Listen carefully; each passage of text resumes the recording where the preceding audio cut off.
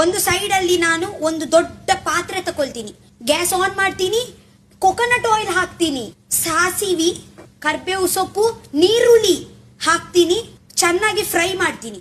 Fry ಆದ ನಂತರ ನಾನು ಇದೆ ಕೋಳಿ ಉಂಟಲ್ವಾ, ಪೂಂಟಿ ನೀರೆಲ್ಲ ಹೋಗ್ಬೇಕು, ಇದೆ ಹಾಕ್ತೀನಿ. ಆಗ ನಂತರ ಚೆನ್ನಾಗಿ ಕಲಿಸ್ತೀನಿ. ಅದೇ ಸೈಡ್ಗೆ ಇಡೋಣ. ಮತ್ತೊಂದೊಂದು ಪಾತ್ರೆ ತಕೊಳ್ತೀನಿ, ಕೊಕೊನಟ್ ತುರಿತೀನಿ.